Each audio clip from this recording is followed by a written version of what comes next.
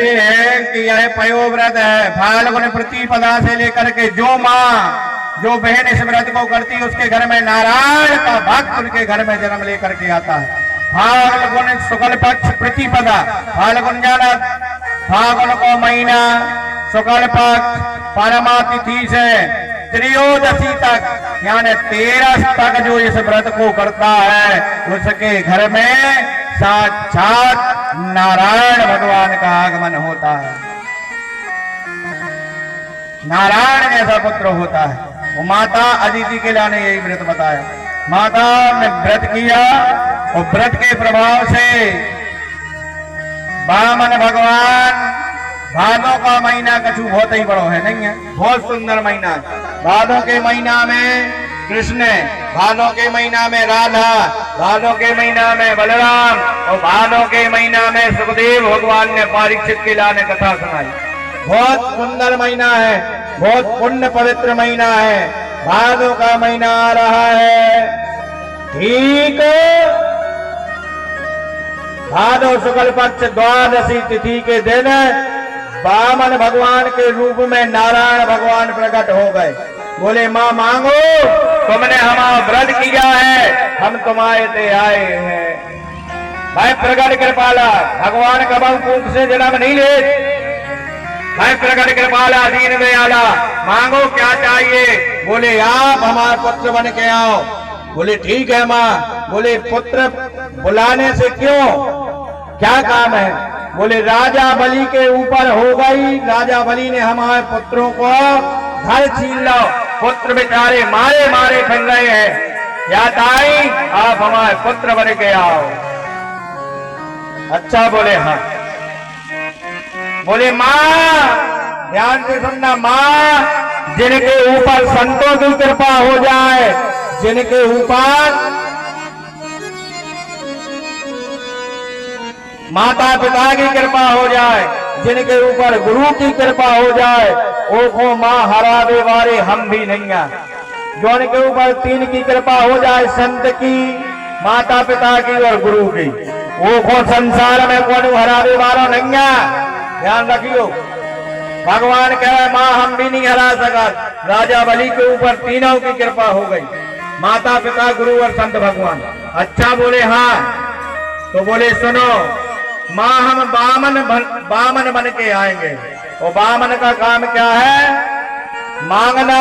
हम मांग भी दे और 3 पग में संसार नाप ले। बोले ठीक है। सोई द्वादशी तिथि को भगवान बामन अंगुल के बन गए। बोल बामन भगवान की जय हो। जैसे ही बामन बने हैं यहाँ से पुष्प वृष्टि कर रहे हैं, सभी देवता पुष्प वृष्टि कर रहे हैं। स्वागतम ते नमस्तुभ्यं ब्रह्माणाम किमकारवा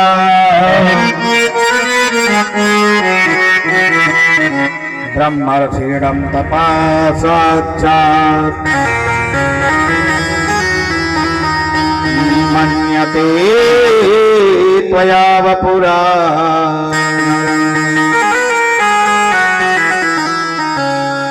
जैसे ही कहा भगवान सब स्वागत कर रहे हैं, सब हंस रहे हैं, सब फूल की वृष्टि कर रहे हैं। राजा परीक्षित जी कह रहे हैं सब पुष्प वृष्टि कर रहे हैं। बोले ऐसे कर रहे हैं कि आज भगवान के कष्टों को हरण करने के लिए वामन बने हैं। तो ऐसे सभी देवता आ रहे हैं, पुष्प वृष्टि कर रहे हैं कि जाके आप भूल ले जाइयो कि राजा बलि से सबके घर दिलाने हैं। ऐसे सब स्वागतम ते नमस्तुभ्यं ब्रह्माणं किमकारवा। इस तरह से जैसे ही स्वागत वंदन किया, तब ब्रह्मा जी आए। ब्रह्मा जी ने वामन भगवान को कमंडल दिया। माँ अष्टभुजी ने चटपावड़ी पहनाई, चटपावड़ी दी। सप्त ऋषियों ने ब्राह्मण को जनेऊ दिया, जनेऊ यज्ञोपवीत संस्कार किया। और साथ शिव जी ने क्या दिया, कमंडल दिया है। और जैसे ही चल रही है, कहा राजा बलि का समेत यज्ञ पूरा होने वाला है। जैसा अपने यज्ञ के 4 दिन बचे हैं, ऐसे ही राजा बलि की यज्ञ की पूर्ण आहुति होने वाली थी। भगवान जब गए हैं तो प्रकाश सा होने लगा है। गुरु शुक्राचार्य आहुति दिला रहे हैं, बोले हे गुरुदेव मुझे ऐसे लग रहा है आज मेरे यज्ञ में साक्षात भगवान आ गए हैं। वो वामन भगवान गए, छत्ता लिए है, कमंडल लिए है, माला कर रहे हैं, दरवाजे में खड़े हो गए। शुक्राचार्य जी जान गए, छलिया विष्णु छल करने आ गए। जैसे ही देखा यज्ञ से राजावली सीधा जाता है, गुरुदेव बड़े सुंदर भगवान है। कौन है माँ, आप कौन हो? वामन भगवान कौन हो? माला कर रहे, मुंह नहीं बोल रहे। क्यों नहीं मुंह बोल रहे? जानते हो, कुछ पाने के लिए कुछ दिखाना होता है, इसलिए मुंह नहीं बोल रहे, माला कर रहे। कौन हो? कौन हो?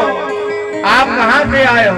मुंह नहीं बोल रहे हैं। तब जैसे ही मुंह बोले तो क्या कहते हैं, आपके परबाबा हिरण्यकश्यप बड़े दानी थे, आपके बाबा प्रहलाद बड़े दानी थे, आपके पिता विरोचन बड़े दानी थे, विरोचन के तुम पुत्र बलि बहुत बड़े दानी हो ना।